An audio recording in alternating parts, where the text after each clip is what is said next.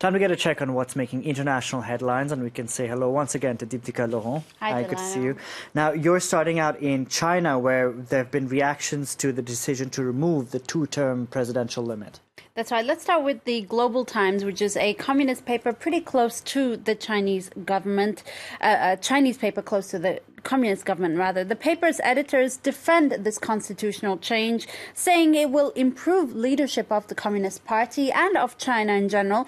And they defend it, saying it doesn't mean that the Chinese president will have a lifelong tenure, as some people have said. Well, this is not quite the attitude we're seeing from the Wall Street Journal. The editors there call Mr. Xi Jinping president for life.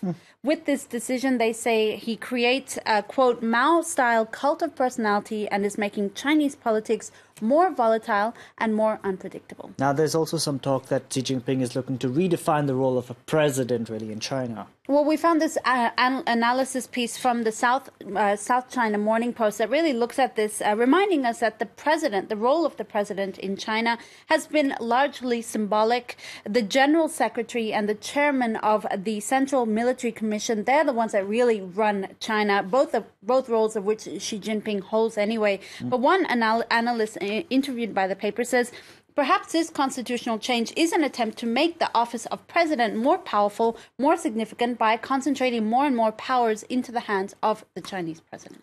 Now, shifting focus to the United States next, where the Parkland High School in Florida, the scene of the mass shooting 2 weeks ago, is set to reopen its doors this week. That's right, and thousands of students and parents and teachers already went back to the site of the school on Sunday afternoon for the first time since that mass shooting there. A very emotional moment, the New York Times reports. Students picked up backpacks and books that they had left behind during the shooting.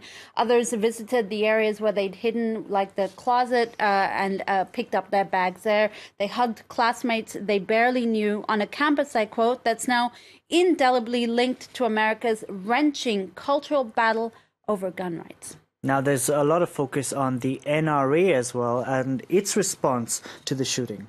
Well, students from the high schools have bravely, we've seen them in the last couple of days, they've bravely taken on Donald Trump, they've bravely taken on senators and the NRA as well. Well, the New York Post is looking at this new face of the NRA that we've seen emerging in recent days. Her name is Dana Loesch. She's 39. She really is the new spokesperson of the NRA, a far cry from the association that's generally associated with old white men. That's what the New York Post says. We've seen her, for instance, calmly defend the NRA and their right to weapons, even as she's been booed on stage, booed in television interviews as well. What's different about her, though, is she's photogenic. She's a skilled public speaker who's not looking to soften the message of the NRA.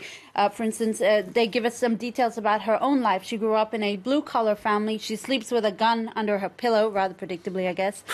And in one of her most outrageous statements, she said journalists love mass shootings because, quote, crying white mothers are ratings gold. So definitely not somebody who holds her tongue or shies away from controversy. Yeah, I saw that statement and I found it rather shocking and pretty disgusting, actually. Let's focus next on India, where a Bollywood icon has died, Sridevi. That's right. Her name was practically synonymous with Bollywood, with stardom, with Bollywood glamour. She died rather suddenly of a suspected heart attack in Dubai over the weekend, just at the age of 54, very young. She started her career at the age of 4, Delano, starred in over 300 films. One of her greatest assets was her ability to speak different languages. She starred in many different film markets across India, making her a pan-India superstar, as a Hindu puts it. She really was India's first female Bollywood star. Now, she did indeed fight for equal pay in Bollywood, didn't she? Well, one journalist calls her a feminist trailblazer ahead of her times, really. She changed the perceptions of women in Bollywood.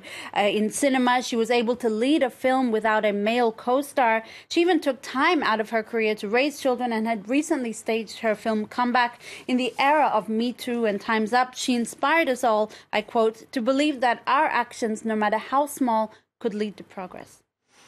And finally, from you, Deepti, an unusual festival took place down under in your home country of Australia. Tell us. That's right. I'm not sure I'd be too proud of this festival, though. It was the inaugural Mullett Festival that took place in a mining town called Kurri in Australia. The Guardian explains the town had been looking for its standout festival to make a name for itself, and decided to dedicate it to the mullet.